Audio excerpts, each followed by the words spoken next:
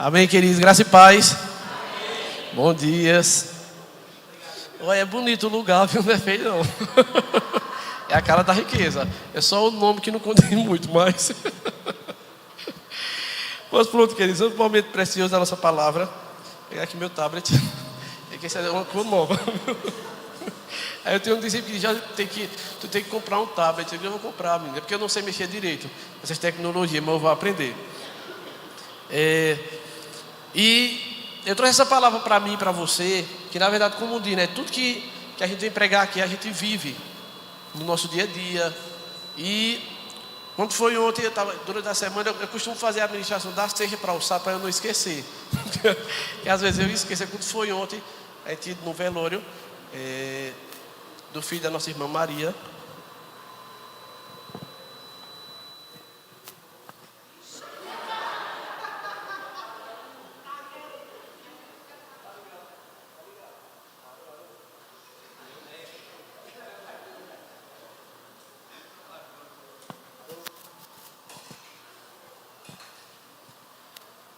Amém. Então, eu queria pedir aos irmãos que pudessem ter compaixão. E se você quiser, está lá no Alzacre, passe lá. Nossa irmã Maria, muito conhecida, muito amada. Você passe lá e preste suas condolências. Amém. Então eu quero que você abra aí sua palavra lá em Mateus 26. Mateus 26. Primeiro livro do Novo Testamento. Mateus 26. E nós vamos ler do versículo 36 ao 39. 36 ao 39. Amém?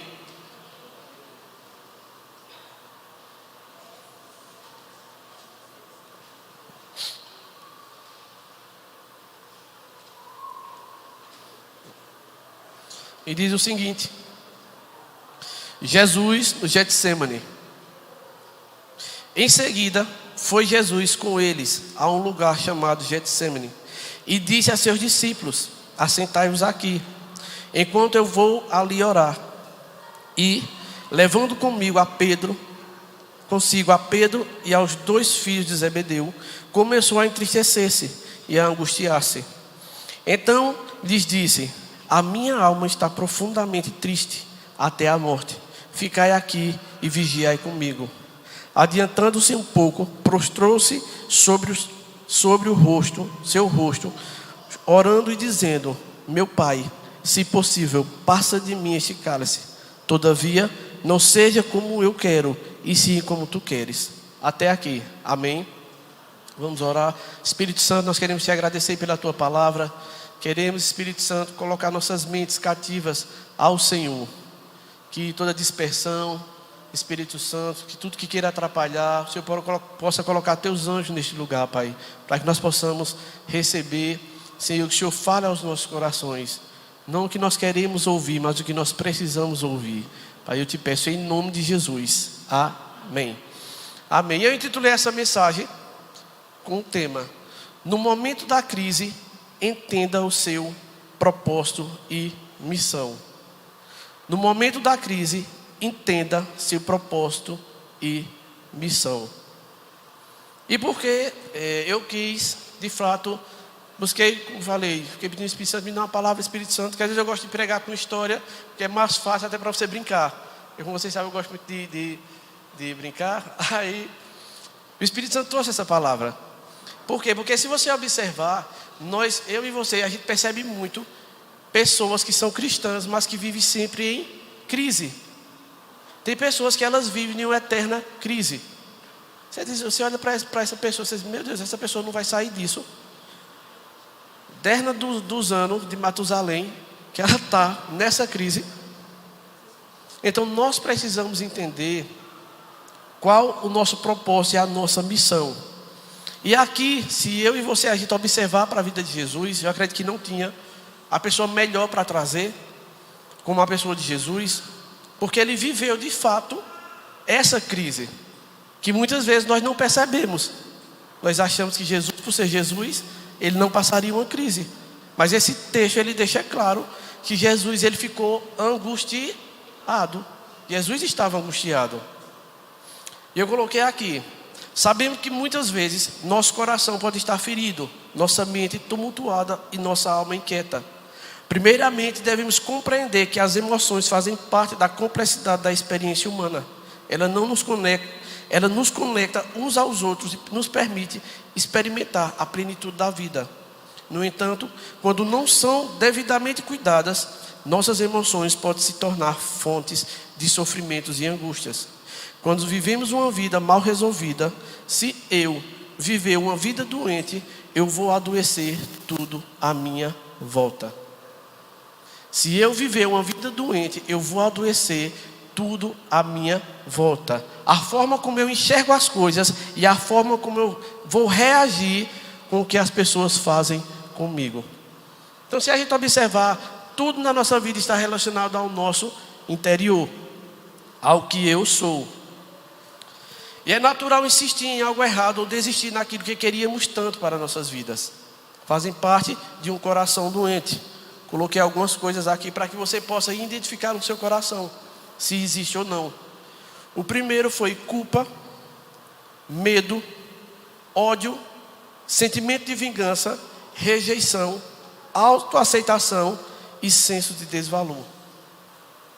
Então, uma pessoa que de fato ela está num momento de angústia, ela está num momento de pressão, ela está vivenciando todos esses pontos. E nós precisamos entender como sair. Porque eu e você, nós não podemos passar o resto da nossa vida dizendo que conhecemos Jesus e viver na crise. Podemos passar pela crise, mas não ficar na crise. E o primeiro ponto que eu coloquei foi: não existe uma vida cristã sem luta. Entenda, não existe uma vida cristã sem luta. Você precisa ter esse entendimento. Vida cristã não é um parque de diversões, não é. As pessoas pensam que vida com Cristo, eu vou entregar minha vida a Jesus e minha vida vai ser maravilhosa. Eu vou ter felicidade, eu vou ter um carro novo, vou ter uma casa nova, que na verdade é o que está sendo pregado hoje. Hoje é muito difícil, você vê, hoje as palavras, elas são para massagear o ego das pessoas. É muito difícil hoje você ver as pessoas pregar sobre o inferno. E o inferno existe. Se a gente não se arrepender dos nossos pecados, está funcionando, né? Se a gente... Eita! Olha, voz de trovões isso. Então, se a gente não se arrepender dos nossos pecados, o que é que vai acontecer? Vai para onde? Para os infernos. Tem até um vídeo bem engraçado que eu vi na internet, que o cara diz assim: a pior coisa que eu fiz foi tentar de ser crente. Acho que todo mundo já viu esse. Olha, não pode matar, não pode roubar, não pode assistir novela, não pode fazer isso. E ainda corre o risco de ir para o inferno. E é verdade. Às vezes nós estamos em Cristo, mas existe um percurso que você pode se perder. E nesse percurso você pode, de fato, pegar as portinhas dos infernos. Então a gente tem que ter cuidado. Então, eu quero... abra lá em João 12. João 12, nós vamos ler o 27 e o 28. João 12, versículo 27 e 28.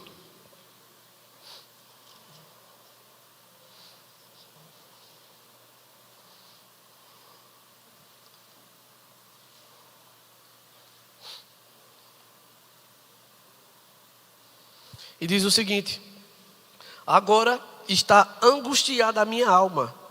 E que direi eu? Pai, salva-me desta hora. Mas precisamente com este propósito vim para esta hora. Pai, glorifica o teu nome.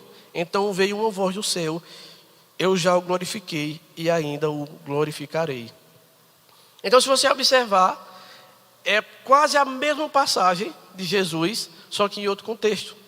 Esse contexto aqui, Jesus estava com os gregos. E ele estava tentando explicar a eles a forma que ele iria morrer. E na hora que Jesus estava falando do trigo, que tinha que quebrar, que tinha que morrer e tal, dentro dele a resposta era: esse trigo é você. Quem vai morrer é você. Quem vai passar para ser quebrado nesse percurso é você. Então imagina, você saber que vai morrer. A angústia que fica no seu coração. Acho que quem já sofreu aqui acidente de carro sabe como é angustiante. Eu já vivenciei umas loucuras, na época eu era do mundo. E Deus foi gracioso para comigo. E o que é que acontece? E é muito ruim. Eu vivi uma situação, tinha de estudar as coisas da faculdade e fui para a casa da minha irmã. Que tinha acontecido alguma coisa lá em casa, na internet, eu tive que ir para a casa dela e eu fiquei lá. Resumindo, saí de lá meia-noite. E João Pedro estava comigo. E nisso, quando a gente chegou, ali próximo da UPE, da UPAI, hospital, aí eu vi, logo quando eu passei ali pela lombada eletrônica, passou um carro bem rápido por mim. Aí na hora eu disse, homem, Deus te abençoe. Mas a vontade não era essa não. E nisso o carro passou. Só que quando chegou em frente à UPA, eu pensei que o carro ele ia seguir. Ele não seguiu, ele parou. Eu, na minha inocência, liguei o alerta, fui encostando e parei o meu carro. Nisso o carro veio de ré, começou a vir de ré e encostou no meu carro. E nisso veio outro carro por trás e encostou por trás do meu carro. Queridos, na hora, o meu carro deu uma levantada assim. E eu fiquei segurando a direção, eu digo, não vou nem me mexer, porque se eu me mexer eles vão atirar e eu não quero morrer. Eu deixei eles descer e eu vou dizer, eu digo a vocês, por isso que tem gente que diz, na hora da morte eu me lembro de Jesus. Never is forever. Lembra não, viu?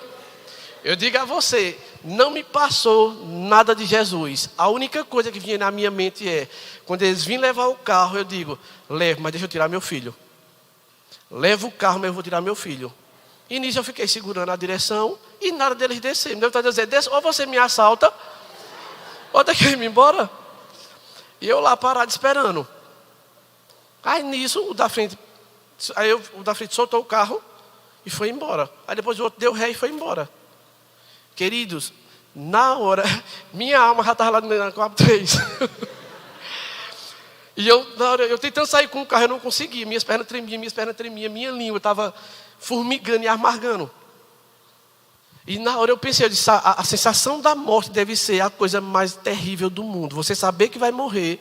Eu pensei que eu ia morrer, que eu digo, vão levar o carro. Se levar o carro, esse é o inimigo. Brincadeira, viu? Aí o que é que acontece? O meu corpo, ele reagiu angustiado. Eu fiquei com as pernas tremendo, eu não conseguia, não tinha mais controle para ligar o carro, para sair do lugar. E o pior, quando eu consegui sair, fui para casa, quando eu cheguei em casa, que eu disse a Suzy, eu acho que eu estava dessa cor. Aí eu disse a Suzy, e até então a ficha não tinha caído. Mas depois que eu me deitei, querido, vocês não imaginam a luta que foi na minha mente. Vinha, ele poderia ter atirado no carro, poderia ter atirado nas portas do carro, tinha matado teu filho. Aí ficou aquela luta nas nossas emoções. Aí eu parei e disse assim, Espírito Santo, eu te agradeço, Senhor, porque eu sei que foi a tua mão que me sustentou. Até hoje, não sei o que foi, não sei por que foi, não sei se ele me achou muito bonito. Ficou com inveja da minha beleza, não foi? Não sei o que foi, mas alguma coisa ele queria. Aí, graças a Deus, estou aqui. Amém. Então, o que é que acontece? Nós nos deparamos aqui com Jesus angustiado, e essa angústia é devido à explicação da sua morte, de como iria acontecer. Mas Jesus, ele não dá vazão aos seus sentimentos. Ele não exalta a sua dor. O problema de muitos cristãos é porque ele exalta o sofrimento. Ele exalta a dor. Quando ele está sofrendo, parece que só ele que sofre. E tem gente que às vezes diz, e tu não sofre não? Eu digo, eu não. Eu sofro, mas não decido não sofrer. Eu vou falar mais disso um pouquinho para frente. E outra, queridos, nem vai para redes sociais. A pior coisa de uma pessoa que está em crise é ir para redes sociais. Aí vai lá, estou perebento, me socorre. A mensagem é essa, viu? Me ajude alguém, pelo amor de Deus. Oh, Deus. Por que não busca um discipulador? Por que não procura alguém mais maduro? Para que você possa se aconselhar. Aí depois que expõe na rede social, aí a pessoa diz assim, não conta a ninguém. Eu já vi uma pessoa me dizer isso. Postou na rede social e disse, olha, agora não fala para ninguém, viu?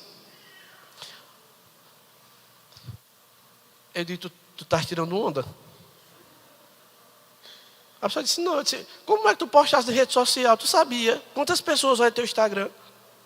Quantas pessoas olham teu WhatsApp e tu está pedindo para eu não dizer a ninguém? Pois vai dizer o Instagram e o WhatsApp que não diga não, viu? Porque fuxiqueiro é eles. Não vai ser eu. Aí acontece isso, às vezes se expõe, aí depois fica, é porque o povo é fuxiqueiro. Pensa nos crentes fuxiqueiros. Mas está num momento de pressão, está num momento de angústia, fica contando a situação a um e a outro. Contar um, aí contar outro, aí contar outro. Olha, queridos, e aprenda uma coisa. Um amigo vai dizer outro amigo, que tem outro amigo que vai dizer outro amigo. Nem se iluda-se. Olha, eu vou te contar porque tu é meu amigo. Aí eu contar a Tiago. Olha, Tiago, aconteceu assim, assim, assim. Aí Tiago tem creia de amigos. Eu vou te contar que tu é minha amiga, vice creia. Aí conta a creia. Aí conta a Darice. E assim vai sucessivamente. De repente está todo mundo sabendo. Então nós precisamos nesse momento de angústia parar. Foi o que Jesus fez. Se você observar nesse versículo, o que é que ele diz? Pai, salva-me desta hora. E automaticamente ele responde, não. Eu vim exatamente para esta hora. Então ele sabia o que ele iria passar. Ele sabia que a angústia dele era uma angústia temporária. Olha, tem muitas folhas aqui, mas não é muita folha não. É porque eu fico botando já os versículos para me ajudar. Aí fica assim grande. Mas eu não sei, se eu tirasse só ficava duas, viu? Quer ver quando o pessoal diz, meu Deus, tem isso tudo que ele vai pregar hoje. Não vou sair daí, hoje eu não almoço. Então, Jesus ele entendeu que a dor, ela passa. Você sabia que dor é igual caganeira? Aí você está com uma caganeira infeliz, de repente, olha, passou. É a mesma coisa da dor. Tudo na nossa vida passa. Diga comigo, tudo na nossa vida passa. Não é verdade? Não importa o que eu ou você estamos vivendo, se é bom ou ruim, vai passar. Eu digo a você, eu acredito que tem pessoas que precisam ouvir isso aqui. Vai passar. É uma questão de tempo. Mas você precisa canalizar a sua dor e levar ela para aquele que tem um bálsamo, para fazer você suportar e continuar nessa caminhada. Se você é cristão e não está enfrentando nenhuma coisa errada, está errado. Você sabia disso?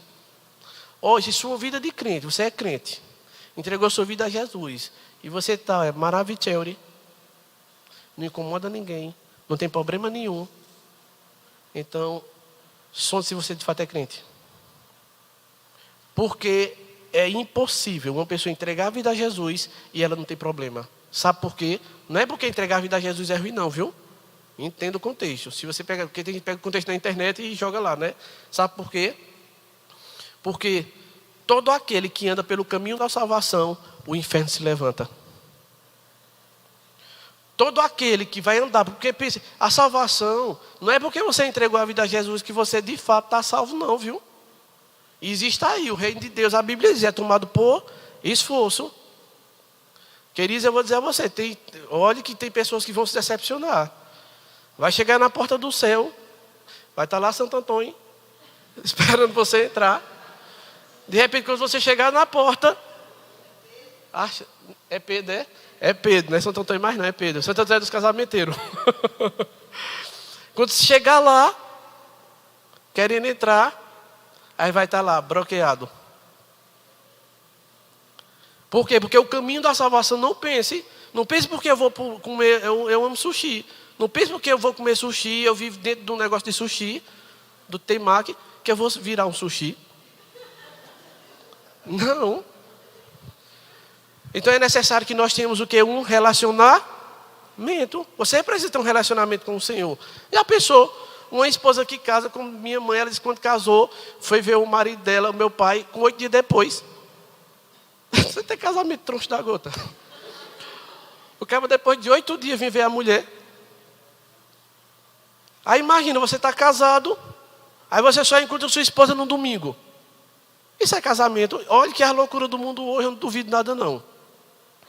Mas isso é casamento. Você não conversa, você não se relaciona, você não come junto, você não faz nada. Não é casamento. Então nós precisamos ter um relacionamento com o Senhor para que de fato eu e você possa dizer: eu sou de Jesus.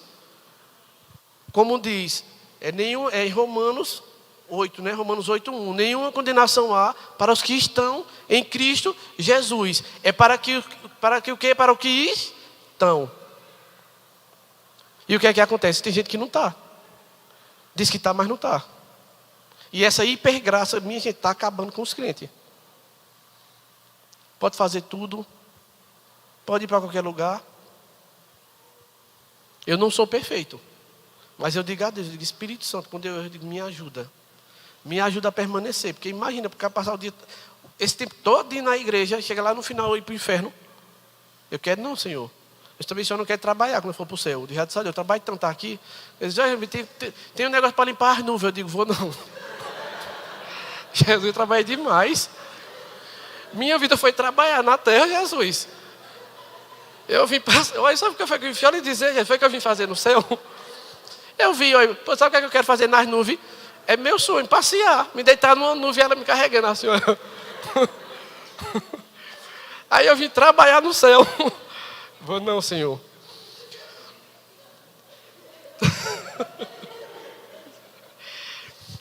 E o que é que se sucede? Como uma pessoa diz: qual é o teu sonho?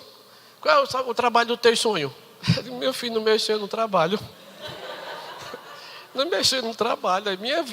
A minha vontade era que todo mês caísse uma quantidade de dinheiro da minha conta e eu só luxando, viajando, conhecendo outros países. Era meu sonho de canção, até a volta de Jesus. Então Jesus diz: Pai, a minha alma está perturbada. Só quem passa sabe o que é uma perturbação na alma. Ela rouba a alegria. Tem um Provérbios, abra aí, Provérbios 17:22. Provérbios 17:22, que diz o seguinte: o coração alegre é bom remédio para o corpo, mas a tristeza na alma acaba com a saúde do homem.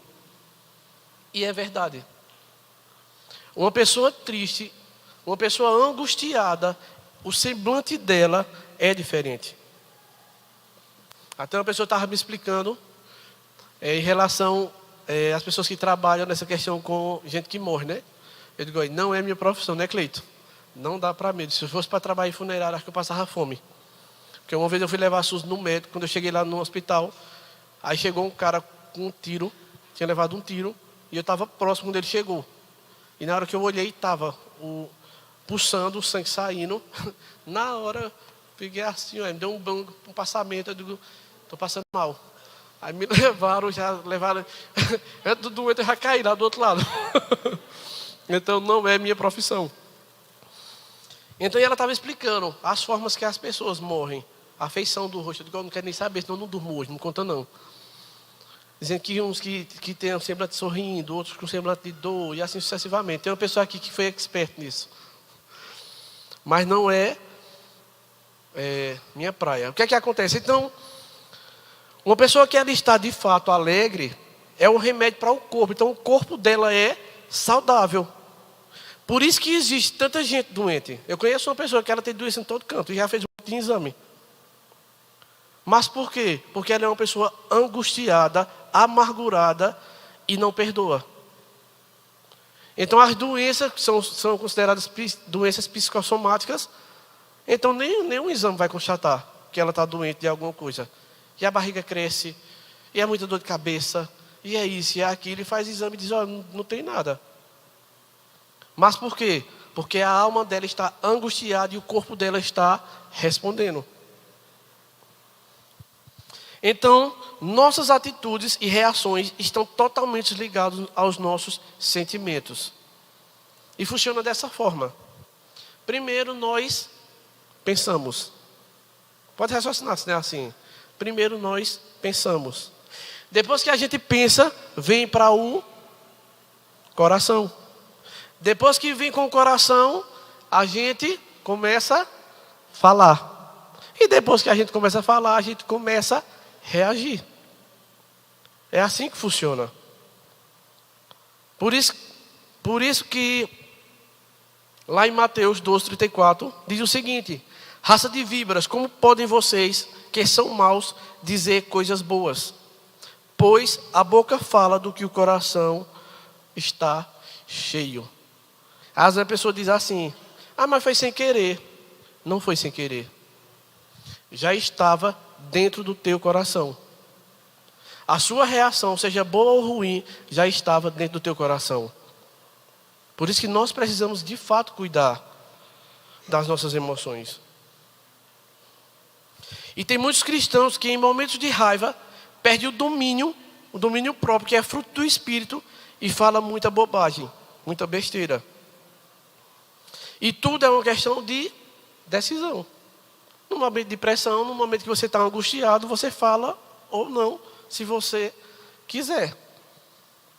Você decide. Tinha na grupo, não era? Você decide, que você ia ligar. E é interessante que uma vez uma pessoa me perguntou. Uma pessoa disse assim: ô Josimilton, tu não fica triste não? Aí eu disse: não. Aí ela disse: tu não fica não? Eu disse: não. E tu não sofre não? Eu digo: sofro. Só que eu decido não ficar triste. Uma questão é sofrer, outra questão é querer. Ela pegou e disse, religiosa, disse assim: mas a Bíblia diz que nesse mundo tereis aflições. Eu digo: depois você toma essa palavra e tem aflição se você quiser, porque eu não quero não. Quer ter aflição, fica as aflição, que eu fico a felicidade. Mas a Bíblia diz também, isso ela me dizer, viu? Mas a Bíblia diz que a gente tem que carregar a nossa cruz. Eu digo: você carrega a cruz que você quiser. Eu posso pegar a minha de plástico. Posso colocar do rodinha. Aí quando Jesus veio me dizer, falar da coisa: Jesus, o senhor não especificou se era de madeira, de plástico ou de papel. O senhor também não disse, eu não podia ter uma rodinha para me ajudar, para carregar. Só que tem pessoas que ela tem prazer. Você sabia que tem gente que tem prazer no sofrimento? Sabe por que ela tem prazer no sofrimento? Porque ela tem um espírito de autocomiseração. Então quando ela está sofrendo, aí as pessoas dizem: o que é que tu tem? O que é que eu posso te ajudar? Aí ela começa com a mesma ladainha, a mesma conversa, vem, falando a mesma coisa. Eu digo: meu Deus, essa pessoa não sai disso, Senhor. Aí quando você vê, ela não, você vai passando, quando você vê lá, a irmã falou: você corre. Vai ser a mesma conversa, se eu for conversar com ela de novo. Então assim, eu decido não sofrer. Eu decido. Uma vez eu estava com a fatura do cartão atrasada, aí eu até liguei para o meu irmão: eu só bora para a piscina. Aí ele disse assim: oxe, vou nada, a fatura do meu cartão está lá em cima, e não sei o que, não sei o que lá, não sei o que lá. Eu se me deixei de besteira, a tua está lá em cima, a minha também. E a menina me ligou, e foi na segunda-feira, vê? Segunda-feira. E quando ela me ligou, sem brincadeira, ela me ligou e disse assim: senhor Josimilton, eu disse: bom dia. Ele disse: a fatura do seu cartão está vencida. Eu digo: ô Glória, alguma coisa tem que vencer na minha vida. Não é? Nem que seja os boletos.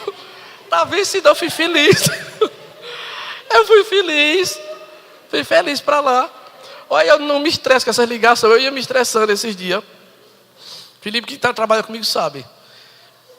Deu umas doidices no meu telefone. Queridos, olha, e um determinado banco estava ligando para mim todo dia, toda hora, minuto após minuto, que eu tive que botar meu celular no silencioso. Ele ligava, atrás de uma mulher que estava devendo.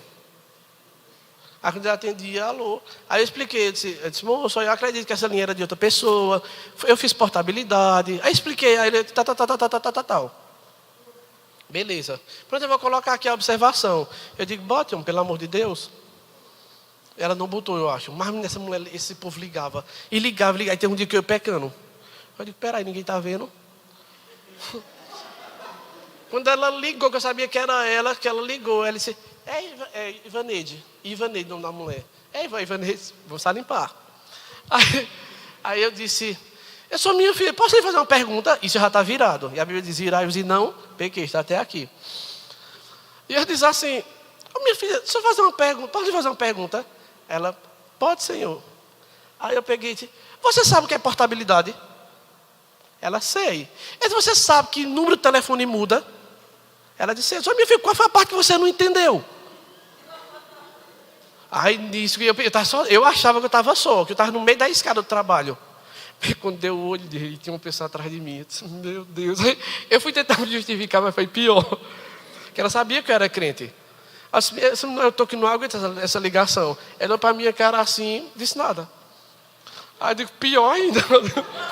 Fiquei mais mal. Aí depois eu falei com ela, me perdoa, porque eu me estressei e tal. Aí eu digo, não vou cair na dela mais. Quando ela ligar, eu sei o que é que eu faço. Não vou cair. Aí esperei. Quando ela ligou, aí eu, é fulana? Aí eu disse, olha, deixa eu fazer uma pergunta, é o que a dívida? Aí ela disse o que era a dívida.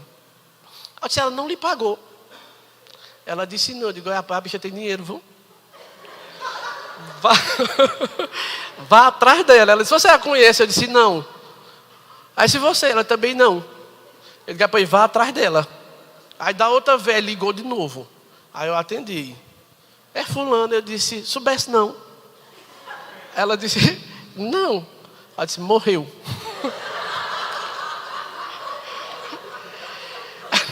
Ela desligou na minha cara. Ela desligou na minha cara. Eu digo, eu vou fazer isso com ela direto. Quando ela me ligar, eu vou levar para ela parar de me ligar, essa mulher, esse banco, pelo amor de Deus. Quando eu digo a você, eu já não estava mais aguentando. Eu estava sem ter paz. Diga a vocês. Por conta dessa mulher, então mulher triste. Então, queridos, nós precisamos vigiar o nosso... Oh Deus, chegou, suei agora. Então nós precisamos vigiar o nosso falar. Deixa eu vir para aqui, viu? Salmo 141, se tiver fácil aí, abra. Salmo 141. Salmo 141, versículo 3, diz o seguinte. Isso era Davi falando. Coloca, Senhor, um guarda à minha boca.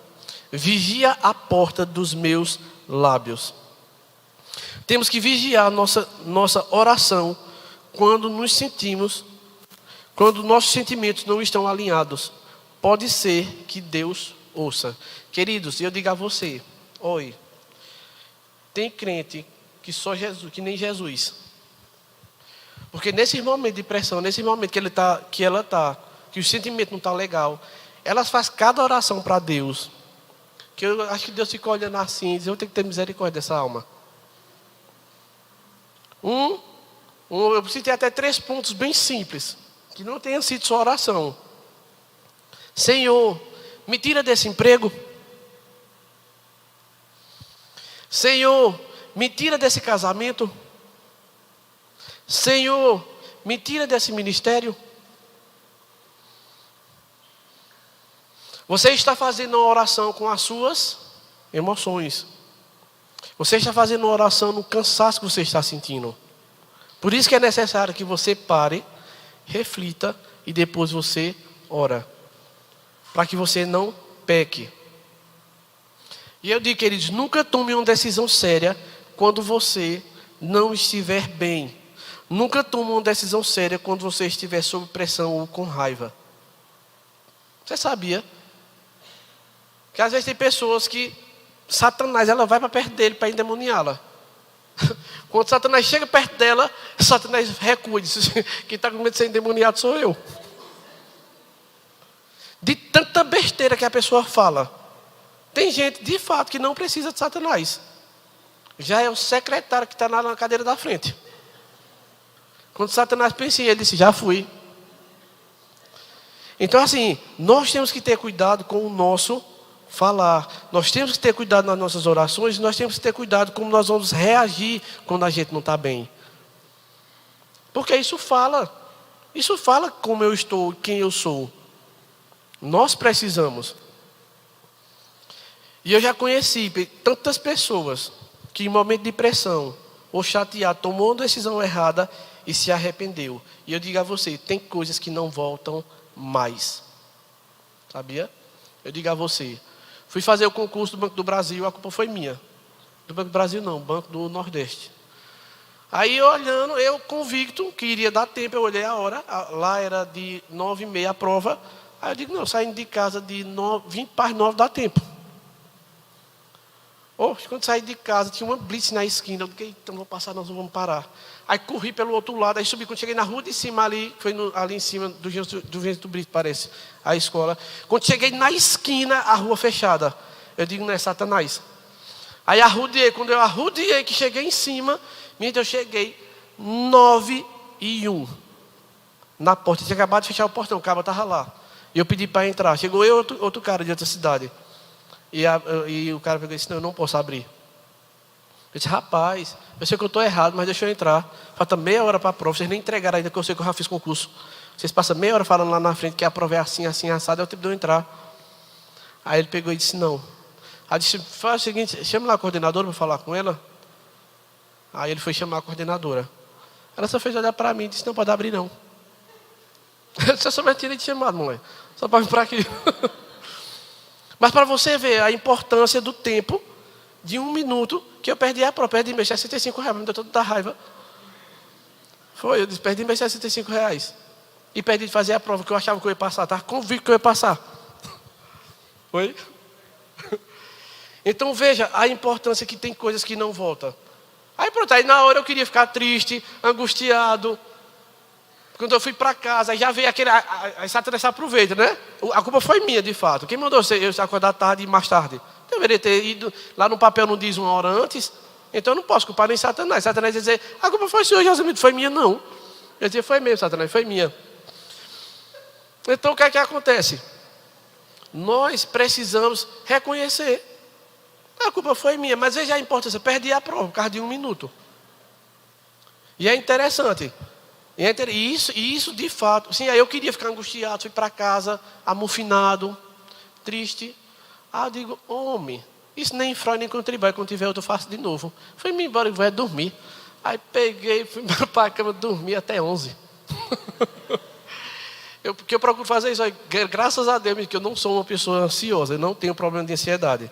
Eu não fico sofrendo com ansiedade. Eu não fico pensando, né? Se alguém me encontrar um problema, ou se alguém me disser alguma coisa que seja muito ruim, tem gente que fica pensando o que aconteceu, o que foi. Eu não. Eu como normal, eu vou dormir. Eu não fico pensando. Até quando eu tinha minhas DR com Suzy, era a mesma coisa. Eu sabia que eu ia consertar, pronto, mas para mim tinha o bifo. Aí Suzy consertava e ficava de boa. Era que Suzy olhava para mim e dizia, eu não perdoo assim não, José. Mas eu perdoo. É tu que não perdoa, mas eu perdoo. Então, nós precisamos entender a importância disso, porque tem coisas que você pode falar, principalmente uma palavra. Num congresso que a gente foi, em Caruaru, o pastor José Gonçalves, para os casais, teve uma coisa muito interessante que ele disse. E ele disse o seguinte, olha, você pega um travesseiro e sobe o mais alto monte, com plumas de ganso. Eu digo, lá em casa é conhecimento daqui normal. Ele diz, você vai, sobe, você estoura esse travesseiro e deixa o vento levar as plumas. Você vai conseguir pegar? Você pode pegar alguns, mas todos não. Mesmo assim, são as nossas palavras. Nós precisamos vigiar nossas palavras.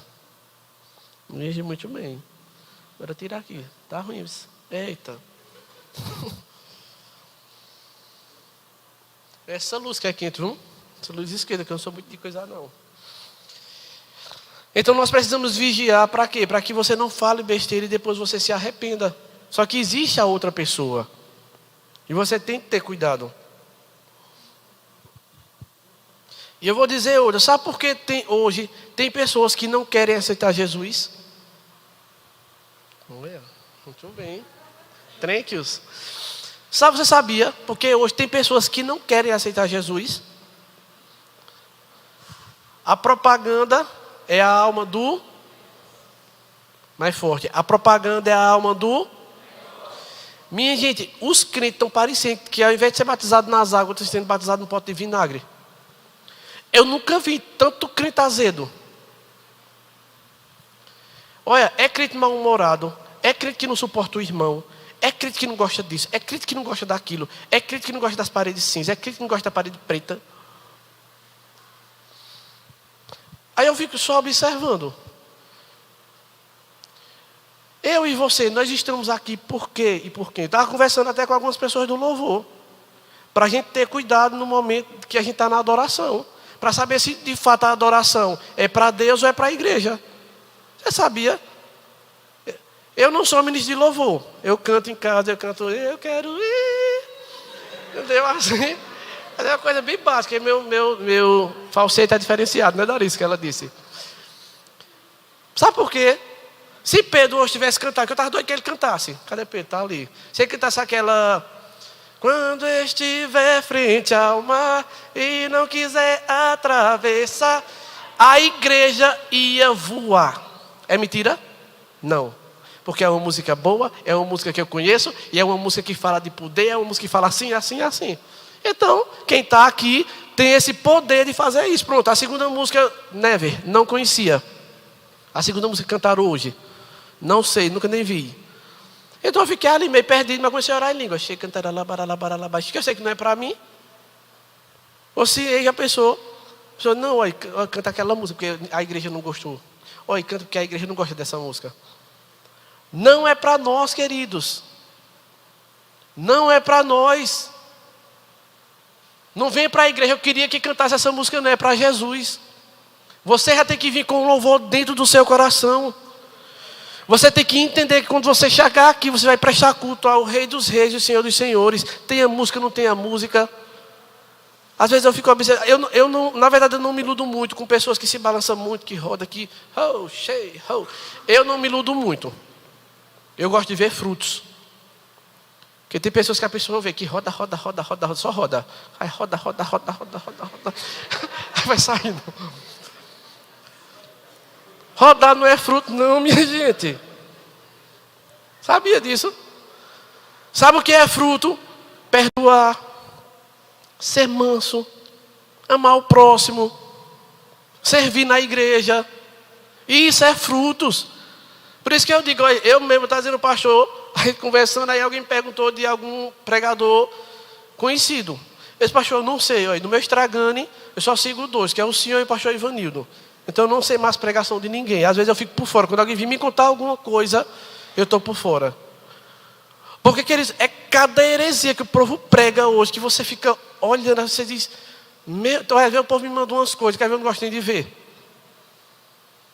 Pastores pregando, cada absurdo que você diz, meu Deus, ele está ali na Bíblia onde? Ele comprou esse curso. Então não é todo mundo que você tem que ouvir. Você tem que saber se de fato aquela pessoa ela tem uma vida com Deus. Não adianta. Às vezes a pessoa prega e aí é assim. Às vezes a pessoa chega ali, aí bota uma leseira. Que é alguma coisa tipo que a gente acredita. Uma vez até disse ao pastor, pregue sobre discipulado no culto de domingo. Que a nossa igreja é uma igreja de discipulado, é uma igreja no MDA. E eu amo, eu digo a você, eu nasci no CCA, eu amo o MDA, eu amo o discipulado 1 a 1, eu amo as células. Aí foi uma pessoa lá e criticando. Só que uma coisa que a gente precisa entender: nunca se joga pedra em árvore que não dá fruto. Bote isso na sua cabeça. Nunca se joga pedra em uma árvore que não tem fruto. Só sabe isso quem foi criança. Que eu ia pegar manga e eu ficava jogando pedra na casa da vizinha para cair as mangas para me chupar. Porque tinha fruto. Então a nossa igreja está dando frutos. A gente precisa ver os frutos. Ele não pode ir por qualquer tipo de vento que está dizendo isso, que está dizendo aquilo. Agora você precisa ter raiz. Você não pode ser um crente coito. Um crente coito é aquele que você pegou aqui, ó. Já plantei coito no leirão. É fácil de tirar. Chegou aqui, puxou, tchubifo. Você precisa ser crente carvalho de justiça. Passa todas as estações, você está ali de pé, com as raízes no solo. E tem crente que não tem raiz, por qualquer cara feia, por qualquer coisinha. Vou sair da igreja, aí está nas emoções. Vou orar para sair da igreja. Tu vai para um, Domingo. Tu vai para outra. Fazer o quê? Deixa ser tratado aqui. Porque muitas vezes as pessoas correm porque elas não querem ser tratadas, queridos. Como eu disse, hoje é muito fácil pregar para a igreja ficar cheia. Isso é pregar a bênção. Pregue bênção para você ver. Você vê essas igrejas que faz isso, que faz aquilo, é assim, olha. E tem uma agora que eu digo, oh Deus, uma que diz que você tem 10 reais no bolso, olhou, tem 20. Aí eu tinha 30, você já viram essa? Se não viu, não veja. E eu olhando, aí está lá a pessoa está lá pregando, e no teu bolso apareceu quanto? 30. Oh minha gente, pelo amor de Deus. Mas é o que muitas vezes as pessoas estão querendo hoje. As pessoas não estão querendo dizer, se arrependa, volte-se para Jesus, senão você vai para o inferno. Trate da sua alma. Olha, a nossa alma é a nossa pior inimiga. As nossas emoções é a nossa pior inimiga. E nós precisamos tratar com as nossas emoções. Não faça de conta que você não tem ou que você não sabe. Porque você sabe que você tem. Acho que você entendeu o que eu quis dizer. Então, o que é que acontece? As pessoas não querem Jesus por conta da falsa propaganda. Os crentes falam tão mal de Jesus, que a pessoa vai dizer, eu quero esse Jesus, quero não. Você pode observar as outras religiões. Eles defendem com unhas e dentes. Você não vai ver nenhuma religião, as pessoas falando mal dos deuses deles.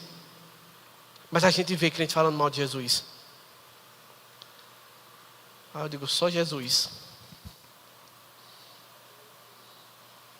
Tem um livro, que eu vou até ler, que é uma menina que trabalha com a gente, que ela está lendo, que o livro é mais ou menos, ela está conversando com Satanás, né, Felipe? É alguma coisa assim.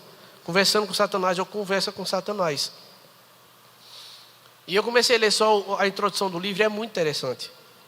E uma das coisas que Satanás diz, ele pega o crente pelo medo. Ele consegue segurar o crente através do medo. E é verdade. Às vezes a gente não quer fazer alguma coisa, a gente não quer entrar no relacionamento, a gente não quer estar no casamento, a gente não quer comprar alguma coisa por questão do medo. Aí o versículo é Efésios 4:26, irai-os e não pequeis. Nós podemos se irar? Podemos. Que nós não morremos? Então nós podemos nos irar. Agora nós não podemos pecar. Então, está nesse momento de pressão, vá orar e peça uma direção ao Senhor.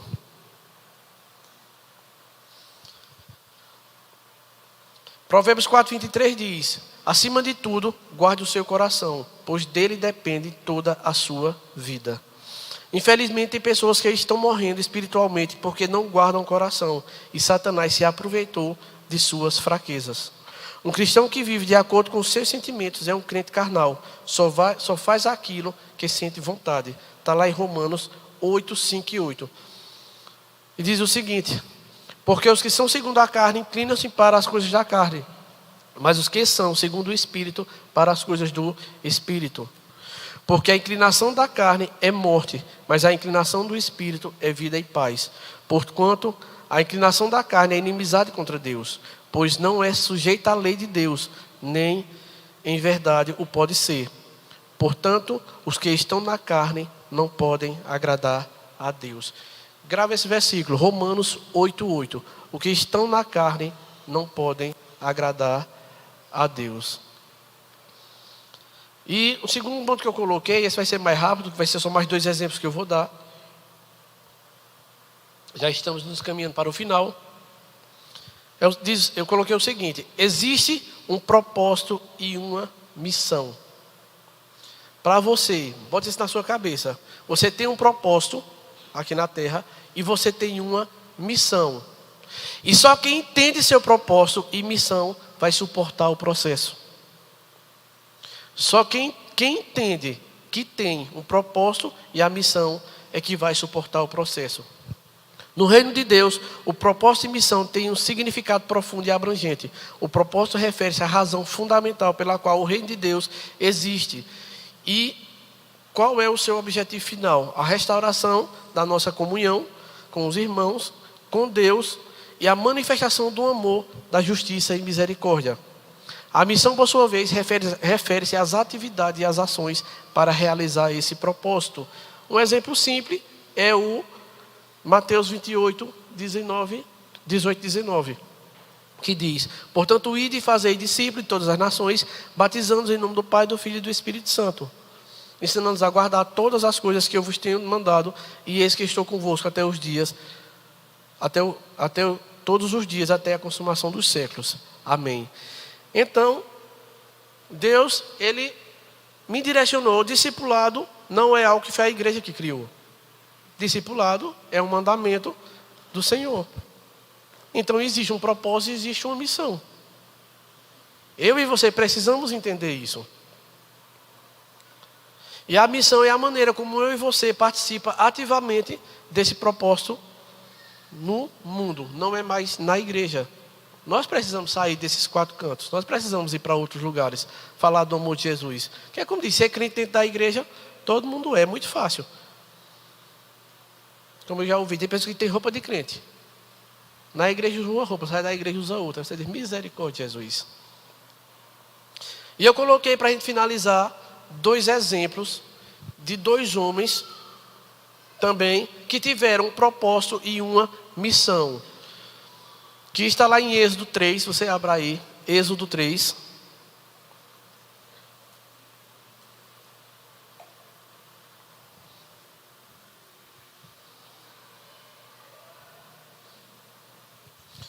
Vamos ler o 1 ao 4.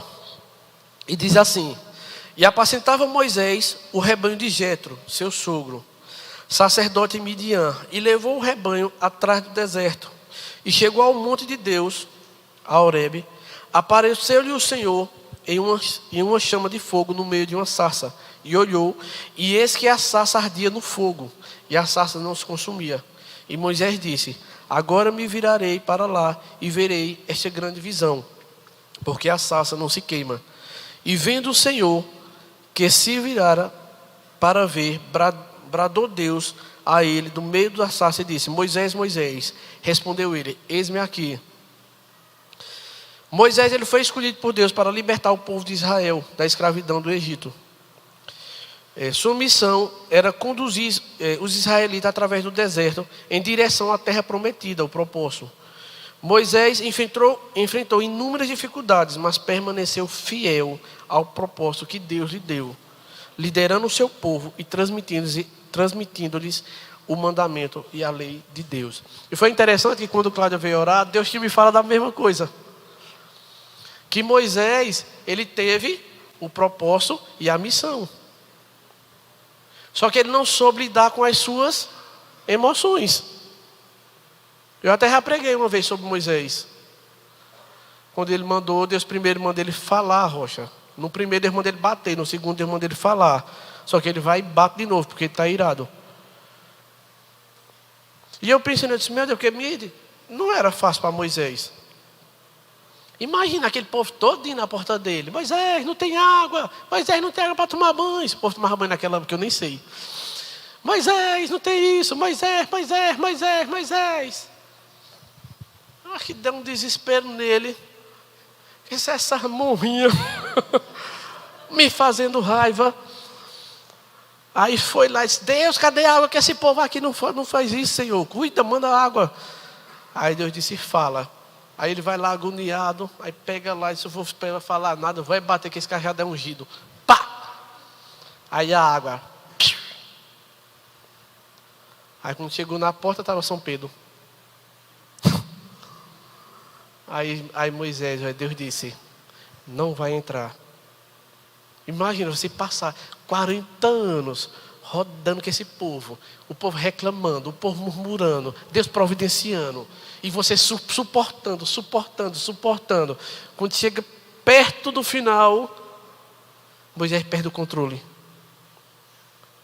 Aí perdeu de entrar. Aí eu digo: misericórdia, Senhor, tem misericórdia de Deus. Tem misericórdia, até ali a gente rindo. Eu sou crente, Jesus, será que nós entra, Senhor?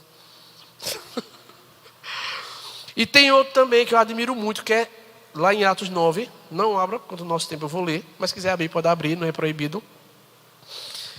Atos 9, 1 ao 5 nós vamos ler. E Saulo, respirando ainda ameaças de morte contra os discípulos do Senhor, dirigiu-se ao sumo sacerdote e pediu-lhe cartas para Damasco, para as sinagogas, a fim de que se encontrasse alguns destes no caminho, que homens e mulheres os conduzisse presos a Jerusalém. Indo no caminho, aconteceu que, chegando perto de Damasco, subitamente o cercou um resplendor de luz, e caindo em terra, ouviu uma voz que dizia: Saulo, Saulo, por que me persegues? E ele disse: quem és, Senhor? E disse o Senhor: eu sou Jesus, a quem tu persegues. Tudo é para ti recalcitrar contra arguilhões. Então Paulo, conhecido como antigo Saulo, era iniciante. Inicialmente, ele perseguiu os seguidores de Jesus, mas teve uma experiência transformadora no caminho de Damasco, onde encontrou Cristo. Paulo, então, dedicou sua vida a espalhar o evangelho de Jesus, viajando extensivamente e fundamentando igrejas em várias partes do mundo, conhecidas na época. Sua missão era levar a mensagem de salvação aos gentios e fortalecer os crentes nas comunidades cristãs. Se você olhar para Paulo, de fato ele foi uma referência que ele conseguiu permanecer. Porque Paulo teve tudo isso. Se você for ler as cartas de Paulo, era confusão, era problema. E ele dizia: eu vou ter que falar com vocês como a menina, eu queria falar a vocês mais elevado, não consigo, vocês já estão bebendo leite, crente velho de 50 anos. Mas foi o que aconteceu. Ele olhou para Jesus e ele disse: não, eu vou cuidar das minhas emoções. Por isso que Paulo, ele conseguiu. Ele deu o exemplo de Moisés, que foi reprovado, e deu o exemplo de Paulo, que foi aprovado nas emoções. E eu pergunto: e eu e você? Mediante as pressões do seu dia, como é que você tem lidado? Como é que você tem representado Jesus? No seu trabalho, na sua casa, na rua, comprando no comércio?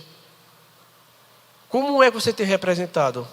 Ambos esses dois demonstraram uma clara compreensão do seu propósito e missão de vida. Dedicaram-se a cumpri-los, independente das dificuldades que enfrentaram. Eu quero terminar lá em João 19, 28 e 30. Eu queria pedir que o pessoal do louvor já pudesse subir. Lá em João 19.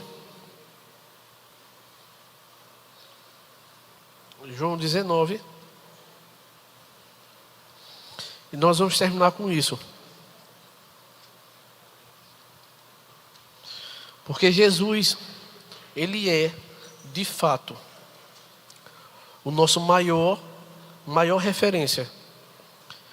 E diz assim: depois, sabendo Jesus que já todas as coisas estavam terminadas, para que a Escritura se cumprisse, disse: tenho sede. Estava, pois, ali um vaso cheio de vinagre, e encheram de vinagre uma esponja, e pondo no isopor, lhe deram e chegaram à boca. E quando Jesus tomou o vinagre, disse: está consumado. E inclinando a cabeça, entregou o seu espírito. Eu acredito, queridos, que eu e você, nós precisamos entender qual é o seu propósito. Qual é o seu propósito e a sua missão? Você precisa saber. Porque senão você vai ficar anos e anos vindo para a igreja, anos e anos dizendo que conhece Jesus, e anos que você não sai do lugar. Eu acredito que não é isso que Deus quer para mim e para você. Não foi para isso que Deus ele te salvou. E nesse momento eu quero te convidar a ficar de pé.